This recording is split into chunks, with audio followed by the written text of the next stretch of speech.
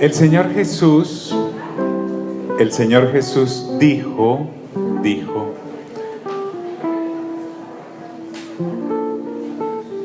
y conoceréis la verdad. ¿Qué dijo? Otra vez, y conoceréis la verdad, ¿y qué? ¿Qué significa eso? Significa que todo lo que esté por fuera del Señor Jesús, que es la verdad, y lo que se deriva de Él, es verdad. Por lo tanto, todo lo demás es mentiras. Todo.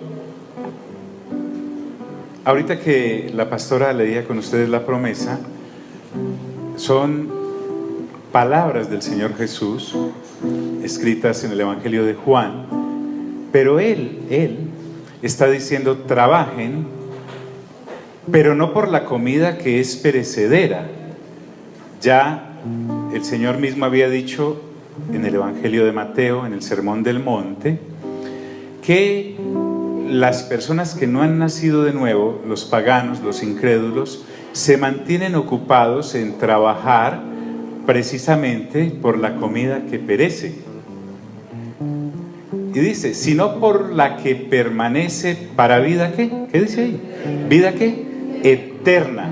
Todas las personas que no han nacido de nuevo, o que habiendo nacido no han reformado su mente, no la han renovado, se mantienen trabajando para lo que no es la vida eterna, en un sofisma de distracción impresionante, la cual, la vida eterna, les dará el Hijo del Hombre.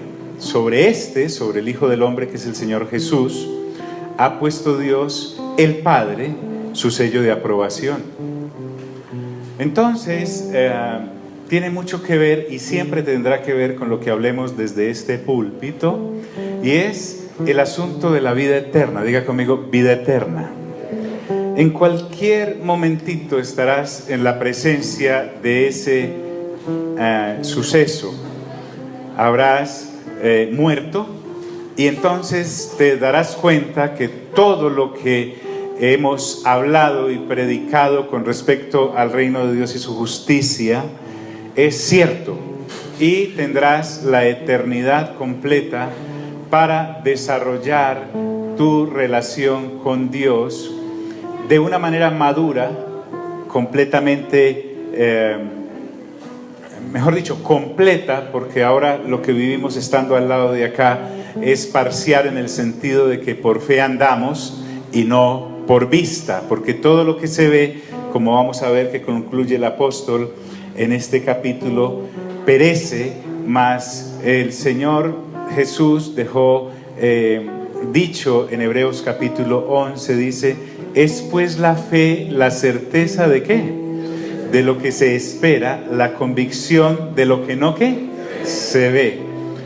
Este capítulo 4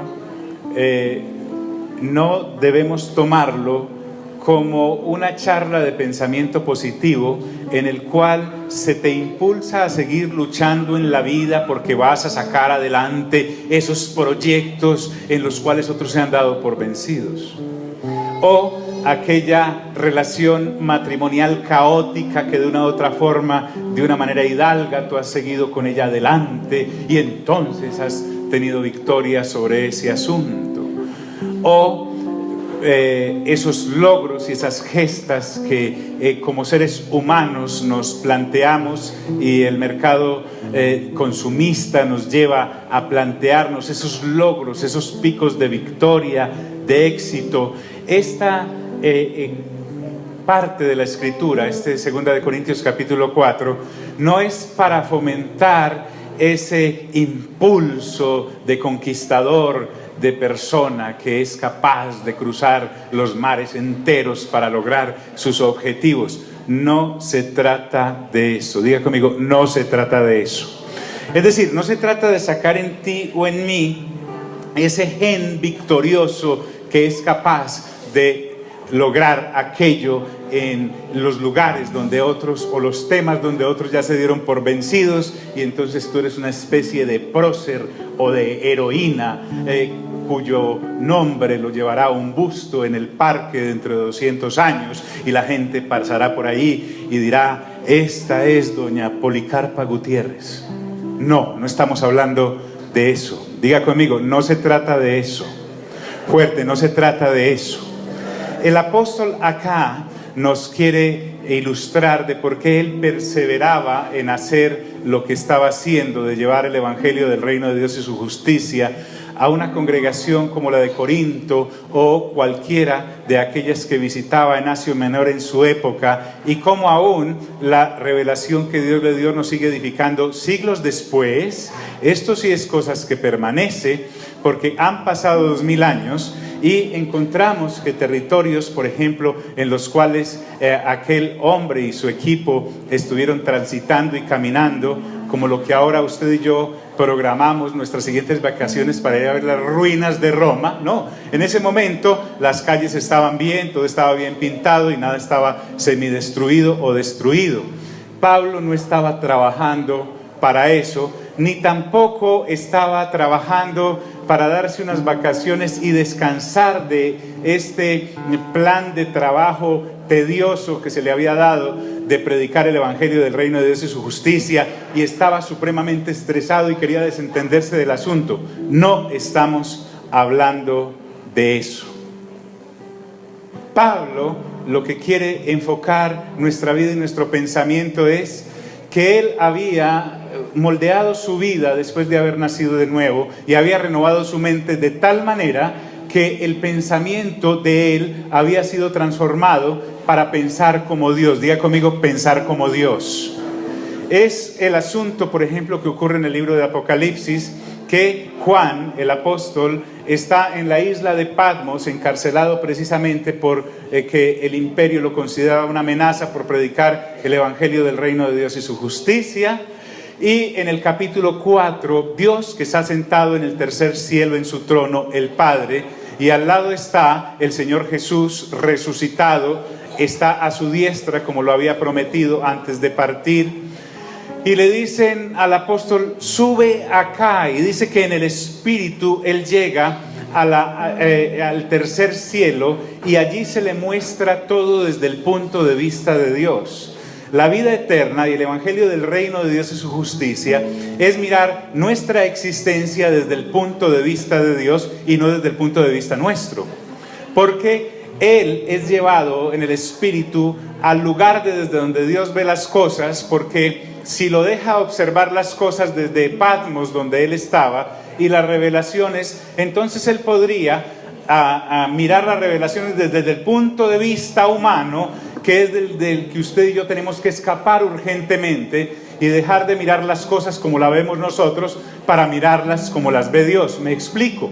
Si Juan no hubiese sido levantado en el espíritu al tercer cielo, él sí hubiese visto el lago de fuego y de azufre que hay en el capítulo 20 o 21 de Apocalipsis, y en medio de ese humero podría estar pensando: pero qué injusticia toda esa gente allá sufriendo por la eternidad, qué vaina, ¿no? No. Al ser llevado al punto de vista de Dios, Dios le está comunicando a Juan que esa gente que está allá, más Satanás y los ángeles que se rebelaron, y la bestia y el falso profeta y la muerte y el Hades, toda esa gente y esas criaturas que han sido lanzadas al lago de fuego y azufre, han sido lanzadas ahí porque Dios las necesita ahí, después de haber agotado con ellas un proceso de no arrepentimiento y de no quererse apartar de su rebelión. O está mirando las 7 iglesias que hay en el Apocalipsis capítulo 2 y 3 y les está enviando un mensaje, pero desde el punto de vista de Dios, porque si yo estoy en una de las congregaciones en donde el mensaje del Señor Jesús para esa congregación es: eres tibio y por lo tanto te vomitaré de mi boca, esa ONG que hay en mí, estando ahí, va a decir: pero ¿por qué, Señor, si solo Dios eres tú y yo soy una persona? Diga conmigo, desde el punto de vista de Dios. Fuerte, desde el punto de vista de Dios. Pablo no veía la vida desde los ingratos hermanos de Corinto que no le valoraban absolutamente el trabajo y no habían querido madurar en Cristo, entonces seguían pegados a sus pequeñas y minúsculas y cortas vidas existenciales acá sobre la faz de la tierra, sino que él quería seguirles ministrando la palabra de Dios desde el punto de vista de Dios y no desde la carne rebelde en la cual ellos persistían en vivir a pesar de haber nacido de nuevo. Mira el de lado, dígale, ay, ay, ay. Entonces vuelvo al punto, antes de leer como ilustración los primeros versículos que ya vimos, y es lo siguiente. Si lo que tú estás haciendo ahora, hoy, 2000 años después de escrita la carta, si lo que tú estás viviendo ahora no ha sido algo que Dios te envió a hacer, porque estoy hablando con personas nacidas de nuevo, estás perdiendo el tiempo porque para efectos de la eternidad en el tribunal de Cristo, eso no va a ser valorado porque lo estás haciendo en la carne y estás trabajando tu vida, como dice el apóstol Pablo en 1 Corintios 3, construyendo con madera de nudo, hojarasca, que son cosas que Él no te mandó a hacer, y entonces serás una persona salva en la eternidad, pero sufrirás pérdida. Es decir, solo serás salvo, como si eso fuera poco, solo serás salvo, pasarás solo el corte. Pero si eres una persona que por haber dedicado el tiempo suficiente a renovar tu mente con la lectura juiciosa de la palabra, que entre otras cosas nos queda súper fácil, entonces estarás construyendo con base en lo que Dios te mandó a hacer, con oro, plata y piedras preciosas, que es la vida del Espíritu, y por lo tanto no solamente serás salvo y salva, sino que tendrás recompensa para la eternidad. ¿Me estoy haciendo entender, mis amigos? Entonces Pablo lo que quiere mostrarnos es que él se dedicó con tanto ahínco, porque es que Pablo no era un bruto. Pablo no era un tipo al cual la vida lo había llevado de tanto fracaso y fracaso que dijo, no, yo solo me voy a dedicar a esto pues porque he quebrado 7 empresas, soy muy enfermo, no pude aprobar mis exámenes para tal especialización. No, él no está hablando de eso. Estamos hablando de un hombre que Dios lo había provisto en su primer nacimiento del papá y de la mamá, de una cantidad de dones que si hubiera seguido por ahí, él hubiese tenido la empresa de carpas más grandes del planeta en esa época, o hubiese tenido la escuela de pensamiento al lado de Platón y Aristóteles, el uno que fundó el liceo y el otro la academia, y hubiese fundado una escuela de teología bien tremenda que todavía estarían la gente sacándose y devanándose los sesos de acuerdo con la comprensión académica de lo que era la Torá. No, estamos hablando de un hombre que después de haber nacido de nuevo, conscientemente se dedicó a las cosas del reino de Dios y su justicia, porque vio la vida eterna realmente como lo que es lo real, y la vida temporal realmente como lo que es temporal, pasajera y que no lleva a ningún lado. Mira el de lado, dígale, ay, ay, ay. Entonces usted y yo podremos convencer a Dios de que realmente nos interesa el reino de Dios y su justicia, como aquel que tiene una tienda y le dedica de sol a sol al abrir la tienda, subir y bajar la persiana de la tienda, surtir la tienda y los caramelitos de la tienda y los bombones de la tienda, y atender a los proveedores de la tienda y pagarle a los proveedores de la tienda y tener sus clientes y tener su cartera y manejar su cartera e ir a todos los cursos que ofrece la DIAN para no evadir impuestos o evadirlos bien para que no lo pillen, etcétera, etcétera. El día que tú y yo le dediquemos a lo que le dedicamos a las cosas temporales, el tiempo a las cosas de la vida eterna que ahora le dedicamos a las cosas temporales, entonces a partir de ahí Dios sí te va a tomar en serio. Mira de lado, dígale, ay, ay, ay.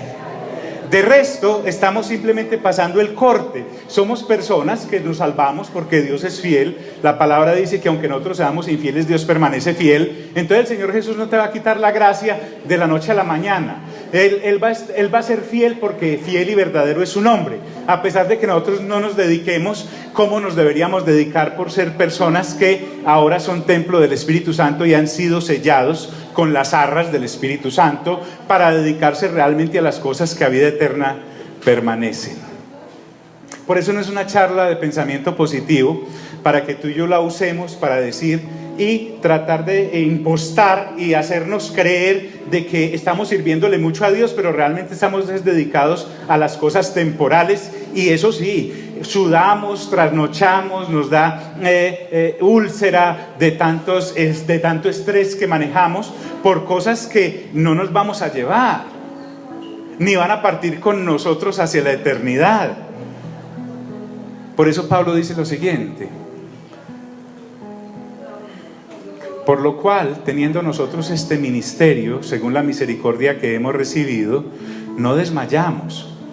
Antes bien, renunciamos a lo oculto y vergonzoso, no andando con astucia ni adulterando la palabra de Dios, sino por la manifestación de la verdad, recomendándonos a toda conciencia humana delante de Dios.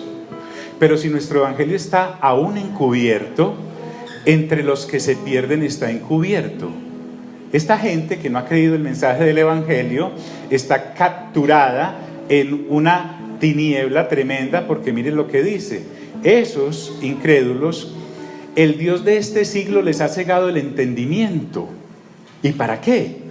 Para que no les resplandezca la luz del evangelio de la gloria de Cristo. Es decir, entre muchas cosas, que no piensen en lo eterno, sino solamente en lo temporal, para que cuando mueran estén completamente despistados o por fuera de la bendición de Dios para la eternidad. Y acerca de Cristo dice que Cristo Jesús es la imagen de Dios. Diga conmigo, la imagen de Dios.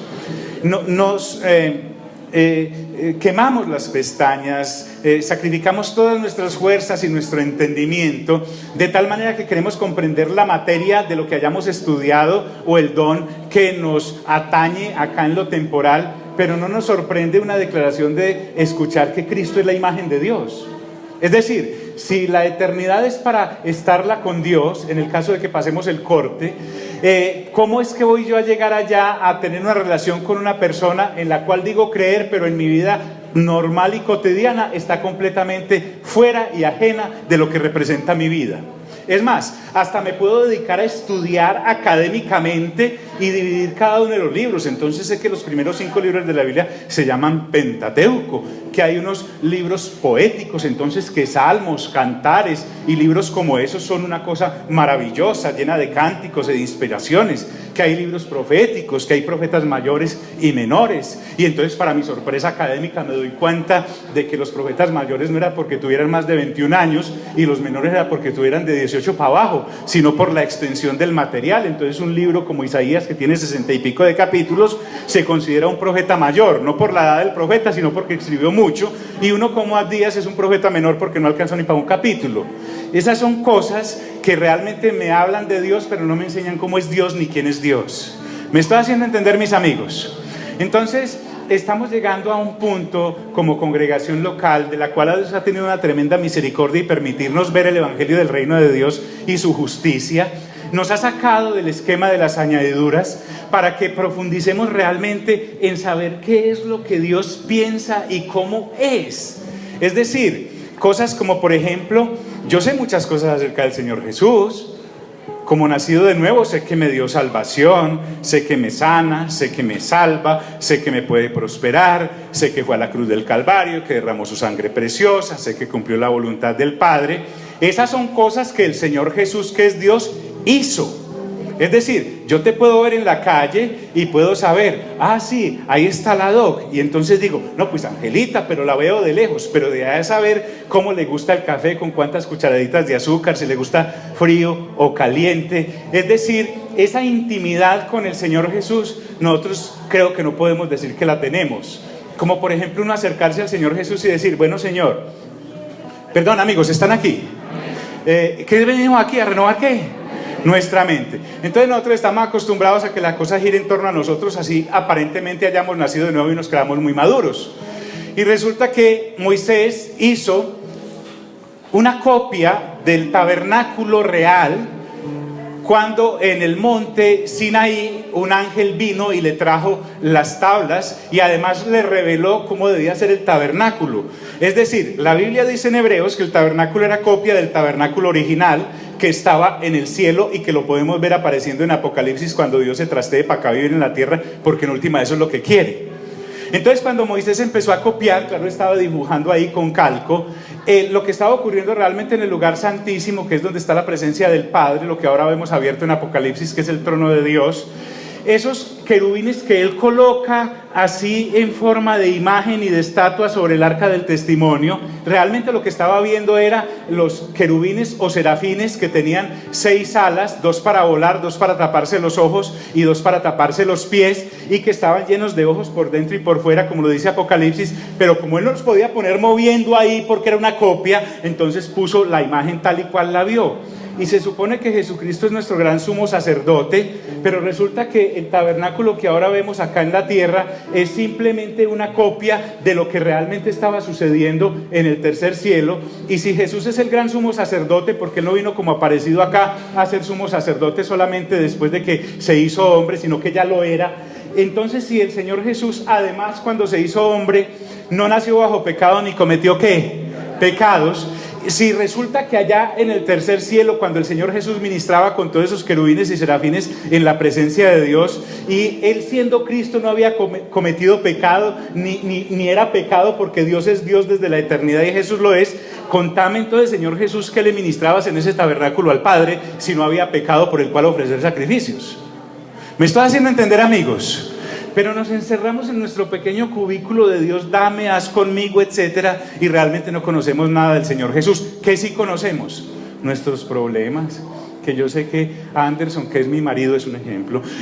No me entiendo con él porque me pega todos los días y entonces él me mira feo, ronca, etcétera. Encerrado en una cosa completa, con una persona que en la eternidad va a ser como un ángel, no va a ser ni mi marido ni mi mujer, pero le dedico enteramente toda la cosa, y mi energía supuestamente que debería dedicar para las cosas de Dios y madurar en él, o para criar un hijo, como damos de lidia a los hijos.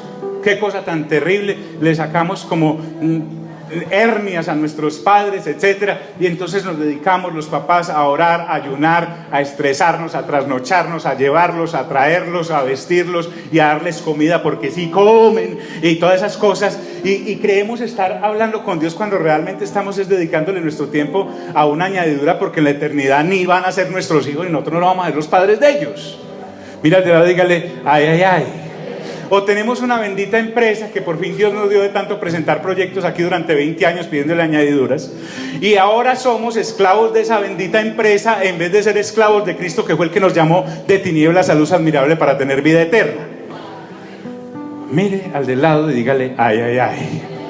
Y a engordar una cuenta de banco, a cubrir un sobregiro durante toda la vida, como si no fuera a llevar el sobregiro o el saldo en negro. No, diga conmigo, nada hemos traído a este mundo y nada nos hemos de llevar. Entonces, ¿por qué nos seguimos comportando como si algo hubiéramos traído en este mundo y algo nos fuéramos a llevar? Algo pasa, ¿cierto? Entonces Pablo no quiere que nosotros tomemos este capítulo, escuche bien, como una situación para lograr nuestros proyectos y eso es lo que nos va a impulsar adelante. No, lo que quiero decirte, y quiero ser muy claro en eso, porque alguno puede sentirse ofendido, me da mucha pena, pero no lo voy a dejar de hacer, es que si lo que yo ahora estoy haciendo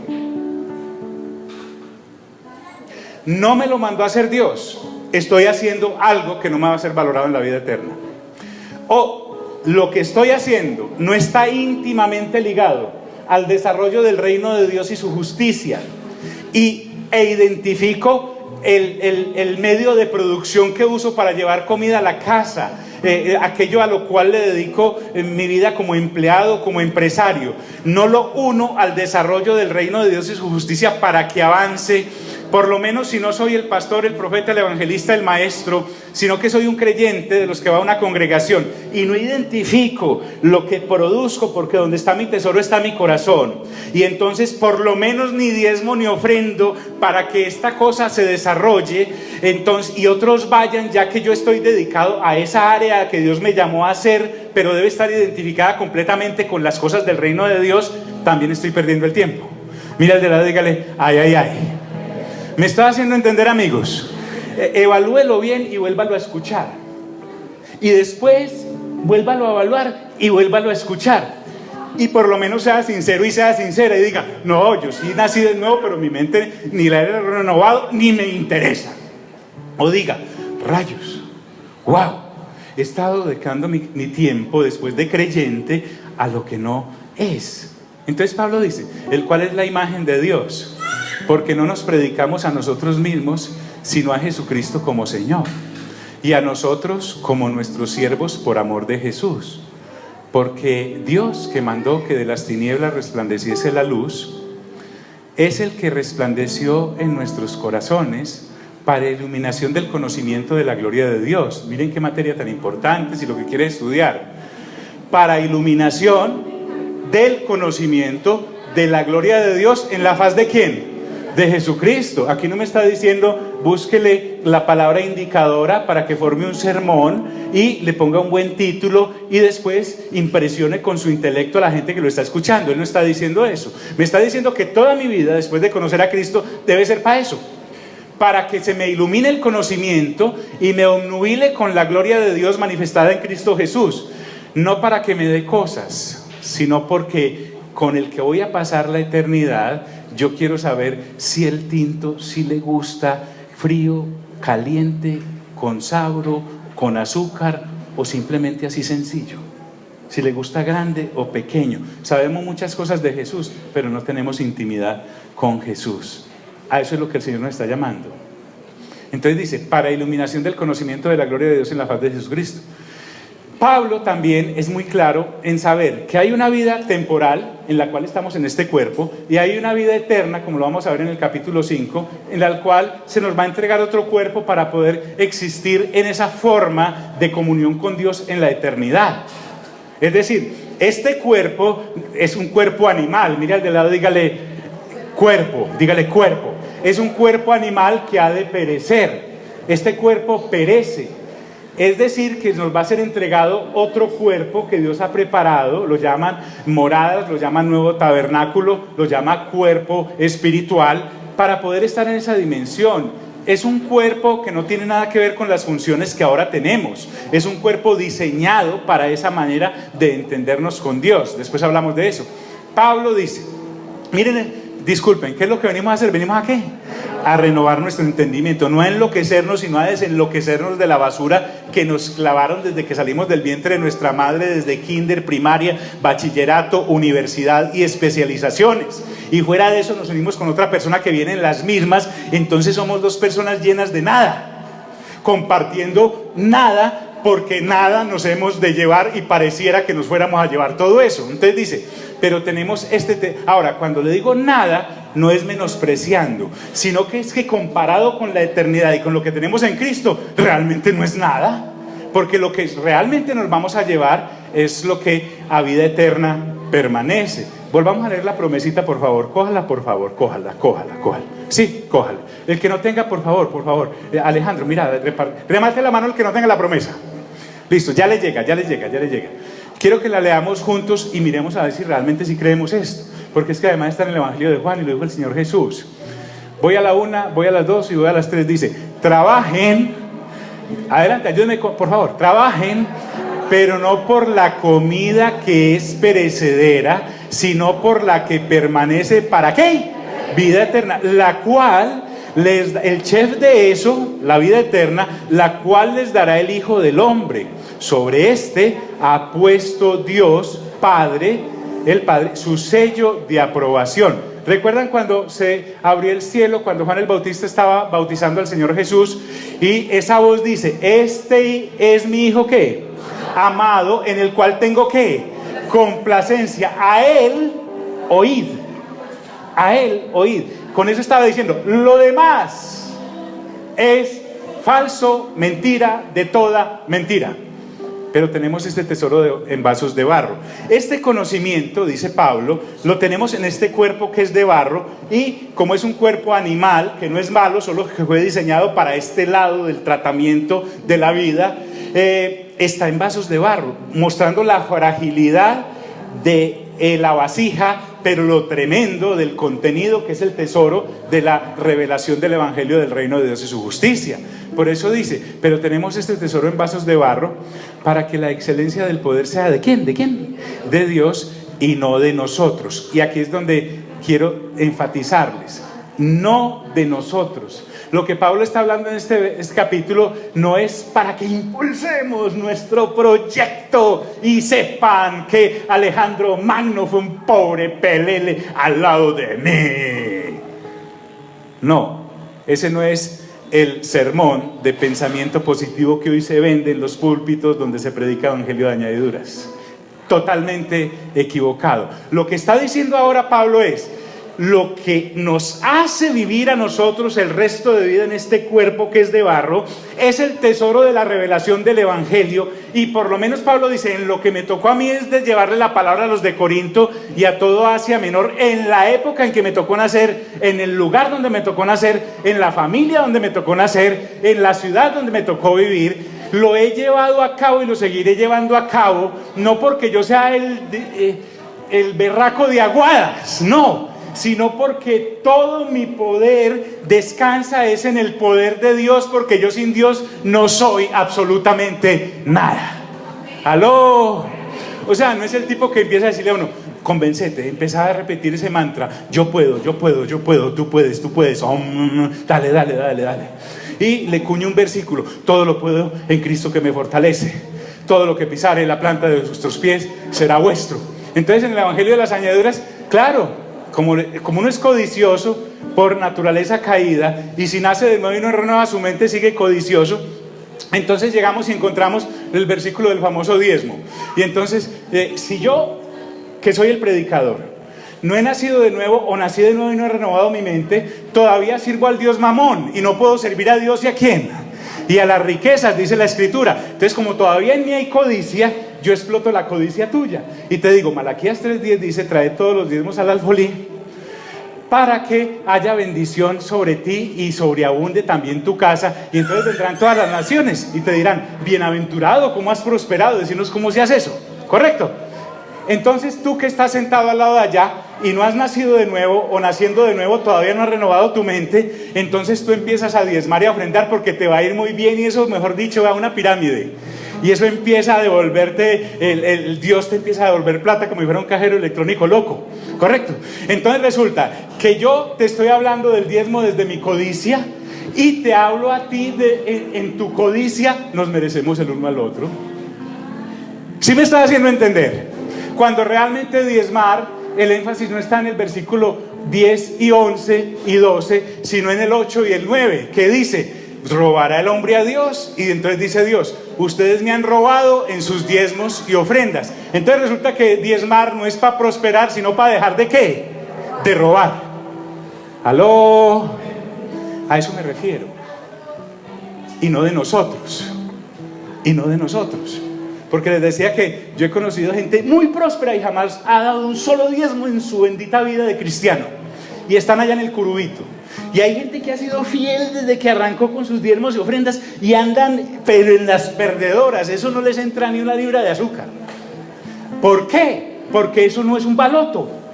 Eso no justifica al que no diezma para que, como estoy tan bien, entonces no sigo diezmando. Eso está muy mal, pero tampoco condena al que lo ha estado haciendo, pero lo ha estado haciendo por la motivación correcta, porque nació de nuevo y lo que está haciendo es para que avance el reino de Dios y su justicia. ¿Están aquí mis amigos? ¿Aló? Bien. Y no de nosotros. Diga conmigo: no es de mí.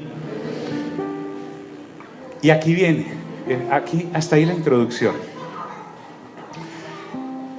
Luego de que yo ya examiné, pero tiene que ser un juicio sincero, uno con uno, no con otro que le esté diciendo: no, pero vos ya estás manejado bien, tranquilo, la carne tuya es muy bonita, cuando obras en las obras de la carne hasta te luce, el Señor entiende eso. No necesitamos esa clase de aplausos. Es sincero uno con Dios, ¿correcto?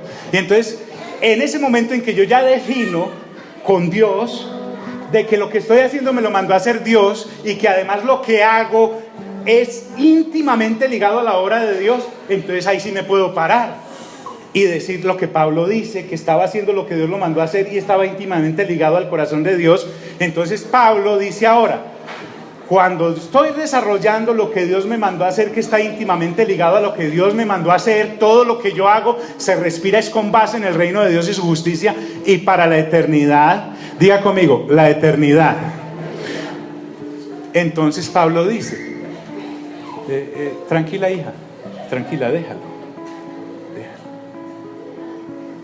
¿De los niños es qué? El rey. Es que cuando pasa un niño así, se le ve como esa cosa de Herodes que le sale a algunos hermanos. Bueno, entonces cuando yo estoy haciendo lo que Dios me mandó a hacer, porque Dios me lo mandó a hacer, y está íntimamente ligado al reino de Dios y su justicia, porque realmente donde está mi tesoro está mi corazón. Ahora, si tu tesoro está en tu empresa, está allá, no en el reino. Si tu tesoro está en tu matrimonio, está allá, no en el reino. Si tu tesoro está en tus hijos, está en el matrimonio, en los hijos, no en el reino. Si tu tesoro está en dejar esta vida de soltera, sí, ahí está tu tesoro. Y entonces estarás arrimándote al reino de Dios y su justicia, pero estarás en la periferia, pero bien en la periferia. Cuando uno está en el meollo del asunto, entonces, indistintamente de cómo le esté yendo, yo considero que es un triunfo estar haciendo lo que Dios me mandó a hacer. Por eso mire lo que dice Pablo. Pablo, que estaba haciendo lo que Dios lo había mandado a hacer, podía decir: ¿saben por qué, hermanos de Corinto, yo sigo adelante? No por la gratitud de ustedes, porque por la gratitud de ustedes ya me hubiera pegado un balazo. No me lo he pegado pues porque en esta época no existen las armas de fuego. Si fuera por mis propias fuerzas ya me hubiera desanimado, porque es que me tratan mejor en otras congregaciones. Por ejemplo, en Filipos yo llego allá y eso me bañan hasta en espuma. No es por eso. Pablo dice: es que hemos estado atribulados ¿en qué? ¿En qué? En todo, mas no angustiados. O sea, puede estar uno en las perdedoras de la misma tribulación, le cae a uno encima de otra, eso pasa por un derrumbe, pero hay otro más grande, y usted persevera, no porque usted es muy guapo y usted es muy guapa, sino porque Dios lo mandó a hacer eso, y persevera a pesar de que esté atribulado en todo, porque su recompensa no es de la cosa temporal, sino en la eternidad además. Entonces Pablo dice: no, yo sí estaba atribulado en todo, pero no estaba angustiado. Siempre que estaba en esa tribulación, yo sé que juntamente con la tribulación Dios me da la salida. Y cada vez que creo que la cosa se terminó, siempre hay un horizonte nuevo, con un sol distinto. Por ejemplo, Verbo y Gracia. Pablo estaba llevando el evangelio en cadenas porque lo habían atrapado en Jerusalén, y Julio, un centurión, lo está cuidando en un barco que lo va a llevar definitivamente a Roma. Y fuera de que se trata de una tempestad tremenda, en esa tempestad tremenda hay 270 personas más que no saben ni para dónde va la cosa, y en un momento el barco naufraga, pierden todo, los soldados iban a matar a Pablo porque no le volara. ¿Quién se va a volar encadenado? Pero ellos suponían que había que matarlo. Pero estando en esa situación de tremenda tribulación, uno podría decir: no, es que Pablo debe tener algún guardado. ¿Cómo así? Esa vaina de que él mira a una mujer y no le provoca nada, que porque tiene el don de la continencia, eso debe ser mentira. Ahí está pagando todo lo que ha hecho en la vida. Y resulta que en medio de esas tribulaciones, un ángel del Señor, diga conmigo, un ángel del Señor, se le aparece y le dice: dice en mi versión en inglés, le dice: Pablo, el Señor al cual sirve te manda a decir que el barco se va a perder, que esto va a sufrir un caos, pero Él te ha concedido la vida de todos los que navegan contigo en medio de la tribulación. Entonces dice que estamos atribulados ¿en qué? En todo, mas no ¿qué? Angustiados. Entonces no es el tipo porque Pablo dijo: no, estás algo, no. Dios lo animó en medio de eso. Es la completa renuncia a pensar de que yo soy capaz de alguna cosa. Segunda, dice: en apuros, mas no ¿qué? Desesperados. El que no ha nacido de nuevo, el que ha nacido de nuevo y no ha renovado mente, entonces está en una situación que Dios no lo mandó a hacer, en una situación que no tiene nada que ver con la obra del Señor. Así haya hecho la oración de entrega y ahora ya supuestamente nacido de nuevo, y entonces empieza a comerse las uñas hasta los de los pies y alcanza, y empieza otra vez a fumar y dice: no voy a comer, en un desespero tremendo. Cuando Pablo dice, aquí no estoy hablando de Kung Fu, que es capaz de controlarse. Estoy hablando de una persona común y corriente, nacida de nuevo, que tiene su comunión con Dios y puede estar en cualquier clase de apuro, más no qué, desesperado. No le hable a su papá, que cuando llegan estas cosas, él imagínese, hasta le cambia hasta el léxico, ¿cierto? En apuros, más no qué, desespera. Es el padre o la madre que está en apuros, en los apuros más apuros de los apuros, ¿correcto? Y en el comedor de su casa, así haya un arroz, ora y dice: Señor, gracias por este arrocito. Qué tan guapo eres tú, Señor, alimentarnos a nosotros 7 con este arrocito. Amén. Qué llenura. No es el que estando en apuros dice: no, ya no sé qué vamos a hacer, yo creo que es que Dios no me oye, Dios no me escucha, niños, prepárense porque nos vamos a morir, y usted, y empieza a gritar a la mujer o la mujer al marido, y sale tirando la puerta, etcétera. No, en apuros, más no qué.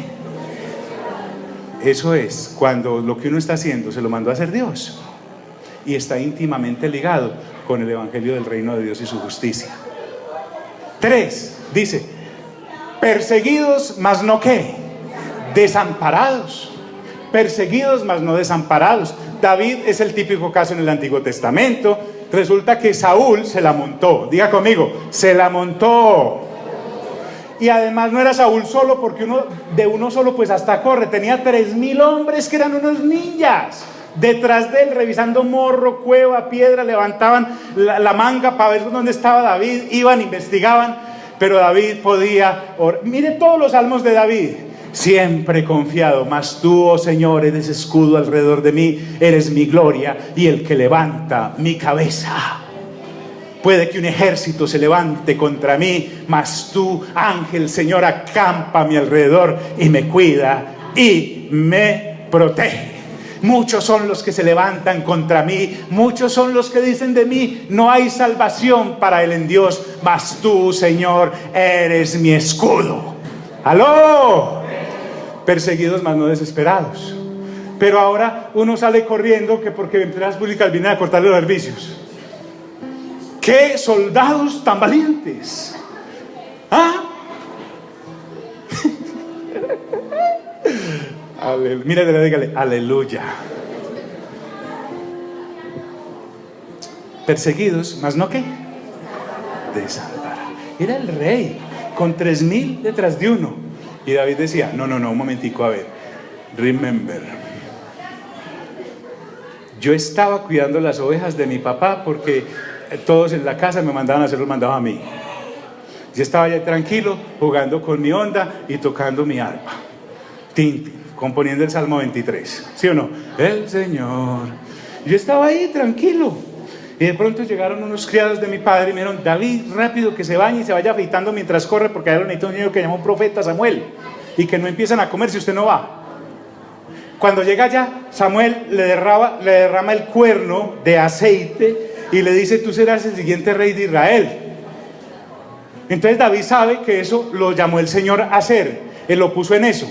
Y de ahí para allá los siguientes 10 años fue como si hubiera matado un cura, 3 pastores y 4 rabinos, porque se le vino todo el mundo encima. Pero David seguía adelante porque sabía que Dios lo había ¿qué? Perseguidos, mas no desamparados, mas no desamparados. Mira, dígale: ay, ay, ay. 4, dice: derribados pero no destruidos. Derribados pero no destruidos. Ay, Jesús. Porque tenía una visión eterna de la vida, no una visión temporal. Yo no sé qué voy a hacer si se me acaba este empleo. Pues mano, Dios te da otro. Y si no te da otro, te va a sacar a feliz retiro. Sí. No, yo no, ¿qué voy a hacer? Me siento, se me derribó todo mi castillo de naipes. Por eso es de naipes. Todo lo de acá es temporal. Pero Pablo avanza y dice: llevando en el cuerpo siempre, por todas partes, la muerte del Señor Jesús. Y aquí Pablo se entona en lo serio. Dice que a la vez, observemos que siempre con cada situación hay una salida. En la primera dice que en todo estoy atribulado. Ese es el problema. Pero ¿cuál es la salida? Más no qué, angustiado. Dice: en apuros, ese es el problema. Más no qué, desesperado. Perseguido, ese es el problema. Más no qué, desamparado. Y finalmente, cuarto problema: derribado, pero no qué, destruido. Por eso dice Pablo: llevando en el cuerpo. Ojo, no era que Pablo por cada problema se hiciera una marca, no, sino que este cuerpo se desgasta, este cuerpo temporal. pero el tesoro es el evangelio del reino de Dios y su justicia. Entonces Pablo dice, llevando siempre en el cuerpo siempre por todas partes la muerte de Jesús. Es decir, en cada situación siempre hay una salida, Dios me la da. Mientras en este cuerpo, todavía al lado de acá, problemas van a venir, porque a propósito, problemas tengo no porque esté pagando algo malo que hice, porque el que hacía las cosas malas ya se murió cuando creyó en Cristo Jesús, fue sepultado juntamente con Cristo Jesús, y estoy resucitado como una nueva criatura, y ahora soy hijo o hija de Dios. Por lo tanto, Dios está aprovechando todas esas circunstancias, no para castigarme por algo malo que hice, sino que está moldeando mi carácter a la estatura de la plenitud de Cristo para cuando me encuentre con Él. Entonces yo puedo llegar con gozo y no con temor a Santiago capítulo 1, que dice, tengan por sumo gozo cuando estén en medio de diversas pruebas. Pero si estoy en el evangelio de Moisés y si estoy en el de las añadiduras, no faltará el que me diga que lo que me está pasando es porque hice algo malo, y que entonces estoy recogiendo lo que sembré, cuando realmente lo que estoy es viviendo las aflicciones de Cristo, porque Dios está perfeccionando mi carácter para llevarme a la estatura por el Espíritu Santo a la que Cristo mismo fue llevado. ¿Me estoy haciendo entender, amigos? Por eso Pablo dice, llevando en el cuerpo siempre por todas partes la muerte de Jesús, para que también la vida de Jesús se manifieste en nuestros cuerpos. Es decir, yo me he identificado con el Señor Jesús en su muerte al creer en Él, pero también en su resurrección, porque Él no se quedó entre los muertos. Entonces lo que estoy viviendo, mira, cuando ocurren estas cosas, cuando estoy atribulado pero no estoy angustiado, lo que estoy mostrando es mi carácter en Cristo Jesús. Observe si no. Todo lo que hay aquí le ha ocurrido a Jesús. Recuerden cuando el Señor Jesús, por ejemplo, en el camino hacia la cruz, le golpearon, le arrancaron la barba, le colocaron una corona de espinas, le dieron 40 azotes, los -1 los judíos, y lo cuñaron los romanos con otro tanto, etcétera. Lo pusieron a cargar una cruz que no fue capaz de llevar, él la tuvo que llevar otro, etcétera, etcétera, etcétera, de lo golpeado que estaba. Pero usted en un momento dice, ve el Señor Jesús diciendo, no, qué vaina, esto de la salvación es muy berraco, Señor, mande otro. No, jamás, nunca. Yo pa' qué nací, qué cosa, así haya venido por obra del Espíritu Santo, qué desgracia en este pueblo sin metro llamado Nazaret, aquí no hay ni acueducto, qué cosa tan terrible con esta gente incrédula. Nada, siempre estuvo ahí. Eso es mostrar el carácter del reino en medio de una situación necia y oscura como el vivir en este planeta, a este lado de la eternidad. ¿Están aquí mis amigos? Dice, en apuros mas no desesperado. Él está en el jardín y de pronto viene una turba armada. Pedro se desespera, lo primero que saca es el machete, le vuela una oreja a Malco, y el Señor Jesús no era porque hubiera hecho, como dicen algunos, que entre los 12 y los 30 años se fue para donde el Dalai Lama para que le enseñara a caminar sobre las aguas. No. El Señor Jesús salió y dijo, no, Pedro, no es con espada ni con ejército. Espere, Malco, qué pena con usted. Le arma otra vez lo de la oreja y le dice a Pedro, guarde esa espada, hermano, que el que a espada mata, a espada muere. No desesperado, perseguido, mas no desamparado. Herodes, que también se la tenía montada el Señor Jesús, mandó a ver si lo apresaba, y Jesús le mandó a decir a Herodes, en una dulzura le dijo, vaya, dígale a esa zorra que hoy y mañana todavía trabajo para mi padre, al tercer día me la entrego, tranquilo. Derribado pero no destruido, de eso se trata. No es algo que nosotros seamos capaces de hacer, porque el que está en Cristo es una nueva ¿qué? Criatura. Las cosas viejas ¿qué? O sea, lo que yo hacía en mis fuerzas pasaron, aquí todas son hechas ¿qué? Pongámosle en otro, dice, ya no vivo yo. ¿Por qué? Porque ya no vivo yo, porque me morí. ¿Quién vive en mí?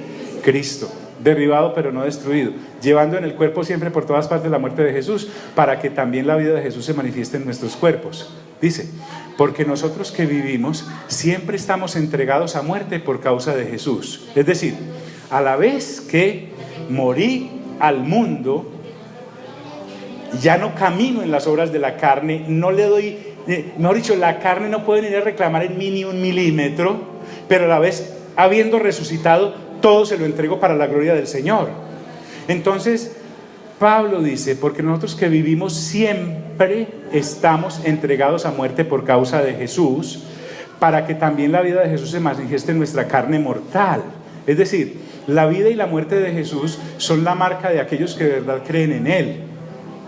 Es decir, lo que me anima a mí no es la vida mía y las flexiones y las abdominales que hago, sino la vida de aquel que está sentado a la diestra del Padre desde que resucitó, ascendió y está ahí para cuando venga por segunda vez. Es la vida de aquel que está a la diestra del Padre la que me ha sido dada para que continúe adelante a pesar de estar todavía en este cuerpo mortal, pero viviendo en las fuerzas de Él, ni más ni menos. Y dice también, de manera que la muerte actúa en nosotros y en vosotros la vida. Y ahí viene. Ya no me doy gusto a mí, eso es que la muerte de Jesús actúe en mí, porque el que se daba gusto a él mismo murió cuando creyó en Cristo Jesús. Pero ahora todo lo que vivo es para pescarme a otros para el evangelio del reino, o para que por lo menos, si ya nació de nuevo, renueve su mente y salga de ese hueco. Dice, de manera que la muerte actúa en nosotros y en vosotros la vida. Pablo se exponía a muerte todos los días con una cantidad de locos no nacidos de nuevo que querían matarlo, para que aquellos como los de Corinto recibieran la vida de Cristo y pudieran crecer en el evangelio de la cruz, no que se quedaran pegados solamente hasta el paso de la cruz, sino lo que hay de ahí en adelante, la resurrección, y nosotros actuar ahora, porque entonces ¿para qué oramos? Venga a nosotros tu reino, hágase tu voluntad aquí en la tierra como se hace en el cielo. Los únicos que hacemos la voluntad de Dios aquí en la tierra somos nosotros que hemos nacido de nuevo, porque el Señor Jesús, que está a la diestra del Padre, que está en el cielo, allá se hace todo como Él se dice, y nosotros estamos acá para humillar a un mundo rebelde con nuestra obediencia a Cristo Jesús, Señor nuestro. ¿Me estoy haciendo entender, amigos? Es distintísimo. La vida entonces cambia completamente. Yo no he venido acá para que el Señor me dé licuadora o acosarlo todos los fines de año con proyectos para que me dé lavadora. No, es para que la vida de Él realmente me saque adelante, no solamente en esta vida, sino también en la venidera. De manera que la muerte actúa en nosotros y en vosotros la vida, pero teniendo el mismo espíritu de fe, conforme a lo que está escrito. Y aquí viene.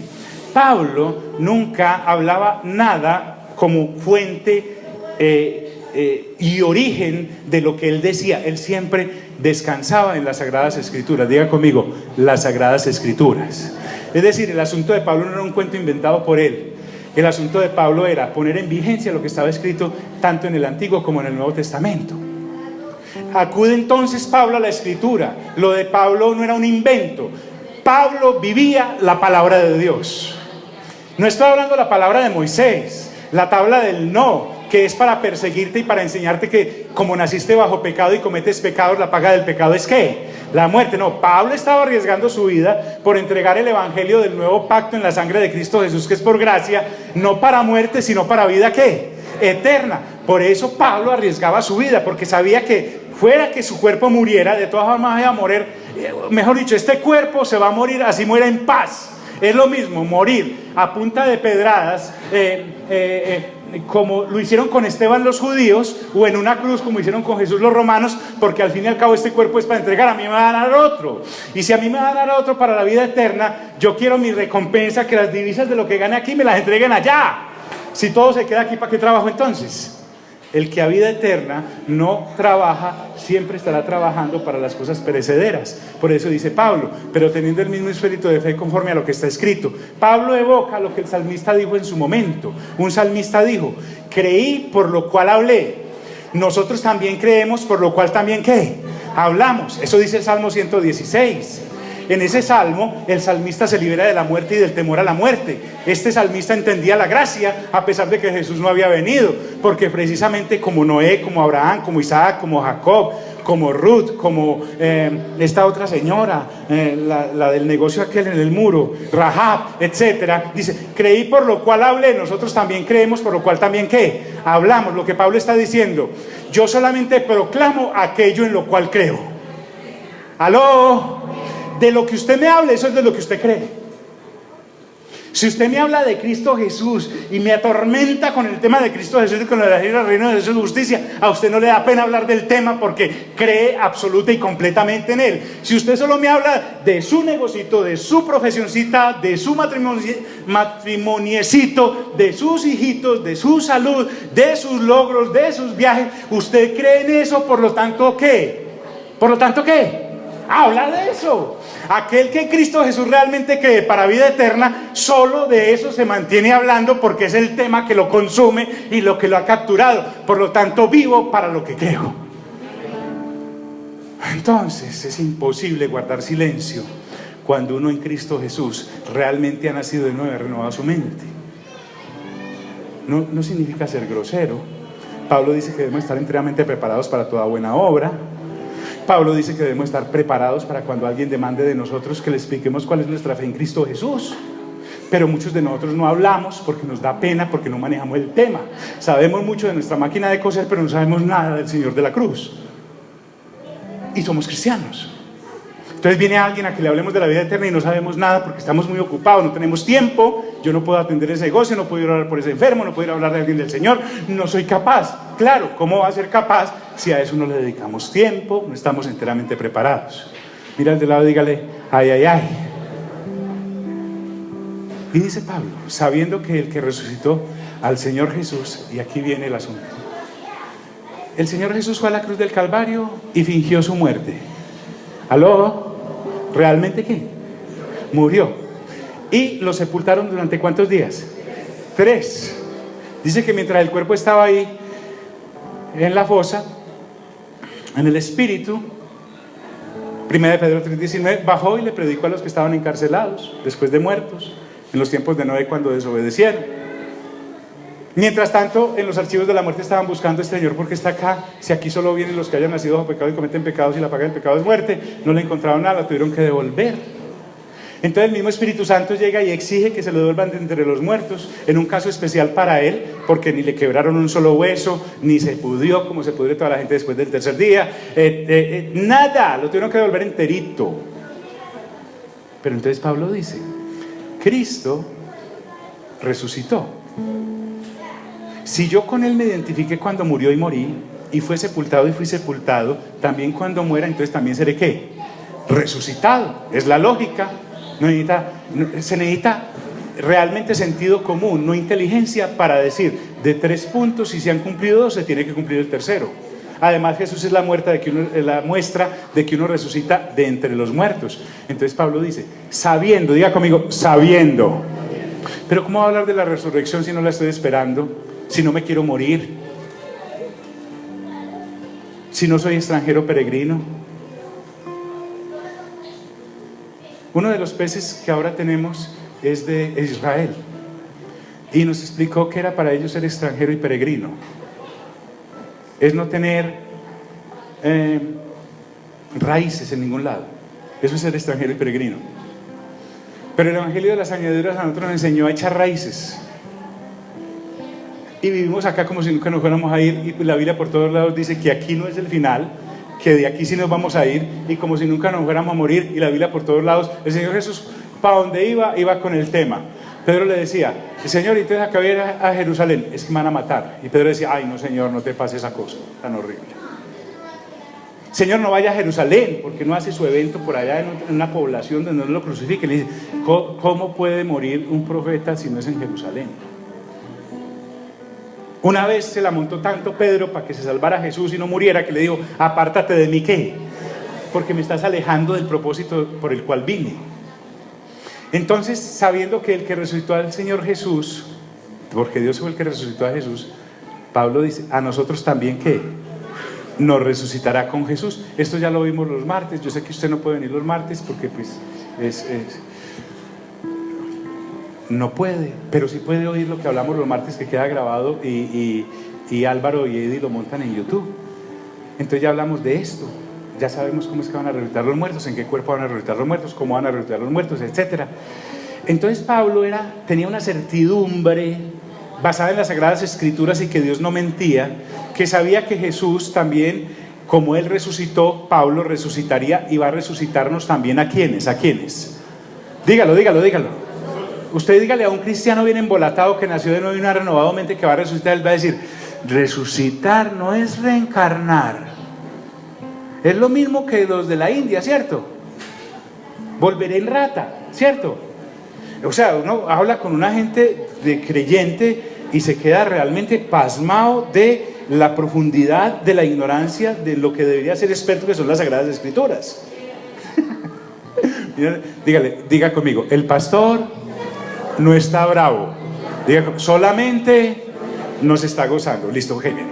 A nosotros también nos resucitará con Jesús, de cariño. Dice, su certidumbre provenía de saber que como Dios hizo que Jesús resucitara, ellos también resucitarían. Y avanza diciendo, y nos presentará juntamente con vosotros. Lindo. Pablo dice, no solamente me va a resucitar a mí que soy el mensajero de Dios, sino a ustedes que recibieron el mensaje de Dios. Cuando yo le estoy hablando a alguien de Cristo, le estoy ofreciendo cosas maravillosas. 1, vida eterna. No porque yo me la inventé, sino porque Dios me la dio. 2, resurrección. ¿Sí? Que ese cuerpo le va a ser cambiado por otro, en uno que no va a volver a morir. 3, recompensas y construye con oro, plata y piedras preciosas. Y dice, y nos presentará juntamente con vosotros. ¿Por qué? Porque Cristo, que resucitó siendo la primicia, levantará al resto de la masa que somos los que hemos creído en Él. Porque todas estas cosas, las 4 anteriores de sufrimientos, padecemos por amor a vosotros. Vuelve el ágape. Pablo le está diciendo, nosotros los amamos tanto a ustedes, no porque querramos amarlos y porque ustedes sean dignos de amar. Es más, según los frutos son dignos de despreciar. Pero resulta que nosotros los amamos a ustedes con el ágape que Dios nos agapó a nosotros antes de que lo amáramos a otro. Porque todas estas cosas padecemos por amor a vosotros. Es decir, Pablo le está diciendo a los de Corinto, queremos que ustedes sean firmes en la fe que han recibido, que sepa que hay una resurrección no solamente para nosotros que hemos sido los mensajeros, sino para ustedes también, que son los destinatarios, para que abundando la gracia por medio de muchos, la gracia acá se refiere a la gracia que el Padre depositó en Cristo Jesús. Yo no tengo que hablarle de eso pues porque usted ya me escuchó Romanos, Primera de Corintios, Gálatas, Efesios, Filipenses, Colosenses, Primera y Segunda de Pedro, Santiago, y ahora estamos por acá. La gracia de Dios alcanza no solo para mí, ese es el amor ágape, sino para todo aquel que quiera en Cristo Jesús creer. Por eso tengo que seguir predicando. No hay otra. Y dice, la acción de gracia sobreabunde para la gloria de Dios. Entonces Pablo vivía dándole la gloria a Dios sea toda la gloria en lo que hacemos. Pablo decía, por eso como Dios me envió a hacer esto, cuando lo hago estoy glorificando a Dios, no es dándome golpes de pecho cantando gloria, gloria, gloria, no, sino que glorifico a Dios haciendo lo que me mandó a hacer, y lo glorifico que lo que esté haciendo esté íntimamente ligado a lo del evangelio del reino. Y por eso dice Pablo, y remata, pónganse en pie por favor. Pablo dice, por tanto no qué. Lo que está diciendo es, vea, cansado pero no caído. Cansado pero no caído. Antes, aunque nuestro hombre exterior se va desgastando, porque cada día, por mucho que lo conserves y por células de pato que te apliques, esto va a ir a la tumba. Este cuerpo exterior se va desmoronando, el interior no obstante se renueva de día en día, es decir, interiormente somos fortalecidos, tenemos un crecimiento constante a nivel espiritual para la vida eterna, aunque el deterioro eterno es inevitable y la muerte física es inevitable, eso es una desgracia para los que no han nacido de nuevo, pero para nosotros que ya hemos nacido de nuevo, Pablo decía, sea que vivamos o que muramos del Señor, ¿qué? Somos. Quisiera estar ausente de este cuerpo para estar presente con Cristo, porque, y miren cómo habla Pablo, y cuando lleguemos al capítulo 11 vamos a ver que lo que él dice leve era un camionado de problemas, pero a él le parecía leve porque no ponía la vista en lo que le estaba pasando, sino en lo que iba a recibir. Y dice, porque esta leve tribulación momentánea produce en nosotros un cada vez más excelente y eterno peso de gloria. La tribulación temporal produce recompensa eterna, eso es lo que está diciendo. Y ahí finaliza diciendo, no mirando nosotros las cosas que se ven. El punto central de Pablo no era poner los ojos en lo temporal que se ve,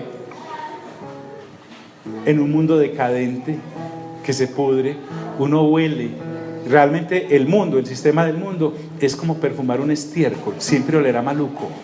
Siempre hay injusticia y desgracia por todos lados.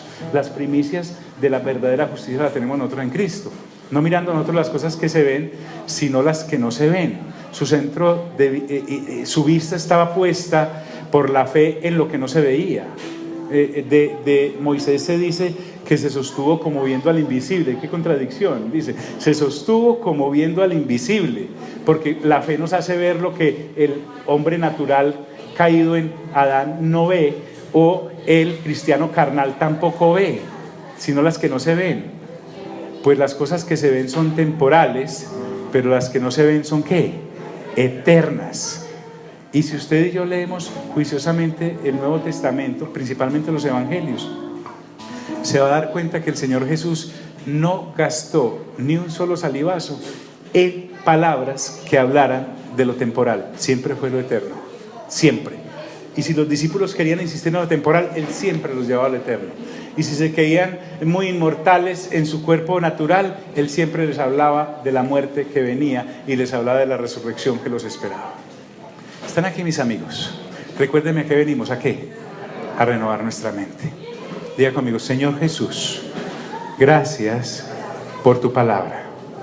Haz la vida en mí para que también, por haber sido alcanzado por tu amor ágape, yo pueda agapar a otros, hablando de lo que creo: la vida eterna y la resurrección en Cristo Jesús.